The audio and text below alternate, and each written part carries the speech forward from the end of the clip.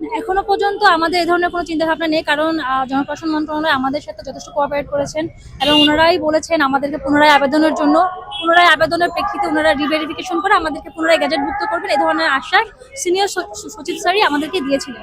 তো সেই আশ্বাসের ভিত্তিতে আমরা অপেক্ষা করে যাচ্ছি এবং আমরা বিশ্বাস করি যে স্যার অবশ্যই যে আশ্বাস দিয়েছেন তার দ্রুত বাস্তবায়ন আমরা দেখতে পাবো। আমরা এখনো সবাই অপেক্ষা করে আছি যে একটা খুশি সংবাদ নিয়ে আমরা বাড়ি যেতে পারবো এবং 227টি পরিবার ঈদের খুশি দ্বিগুণ হয়ে যাবে যদি আমরা এই গ্যাজেটভুক্ত হওয়ার নিউজটা নিয়ে পাশে যেতে পারি।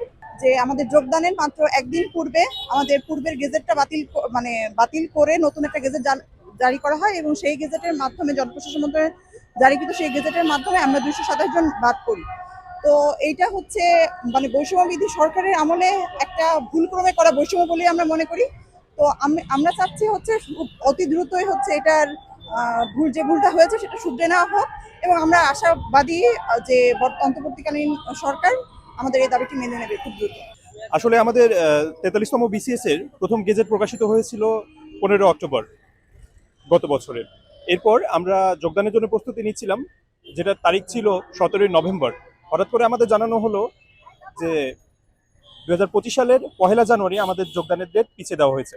এরপর আমরা যখন যোগদানের জন্য প্রস্তুতি গ্রহণ করছিলাম, এর মধ্যেই 30 ডিসেম্বর হঠাৎ করেই গেজেট হয় আরেকটা, যেটা একদম নজিরবিহীন এবং এর আগে কোনো বিসিএস এই ধরনের কোনো ঘটনা ঘটে নাই। এরপর সেই গেজেট থেকে মোট 227 জন ক্যাডার অফিসার বাদ যায়।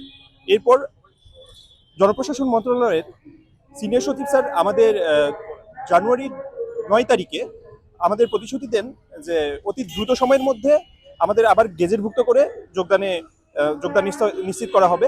সেটার জন্য আমরা অপেক্ষা করছিলাম এবং আমরা আনঅফিসিয়ালি জেনেছি যে গত জানুয়ারির সম্ভবত 19 তারিখ এরকম সময়ের দিকেই আমাদের একটা সামারি জনপ্রশাসন মন্ত্রণালয় থেকে চিফ অ্যাডভাইজার স্যারের দপ্তরে ফাইল চলে যায়। এটা আনঅফিসিয়াল ভাবে আমাদের কানে আসে। এরপর থেকে আমরা গেজেটের অপেক্ষা করছি, কিন্তু কোনো এক অজানা কারণে এখন পর্যন্ত আমরা গেজেট পাইনি। আমরা আশা করছি ঈদের আগেই আমরা গেজেটভুক্ত হয়ে চাকরিতে যোগদান করতে পারবো। সুনির্দিষ্ট কি কারণে আসলে আমাদেরকে বাদ দেওয়া হয়েছে সেটা আমাদেরকে জানানো হয়নি, তবে জনপ্রশাসন মন্ত্রণালয় থেকে একটা সার্কুলার দেওয়া হয়েছিল। সেই সার্কুলারে বলা হয়েছে যে বিভিন্ন দিক থেকে বিবেচনা করে যাদেরকে ক্লিন ইমেজ পাওয়া যায়নি তাদেরকে বাদ দেওয়া হয়েছে।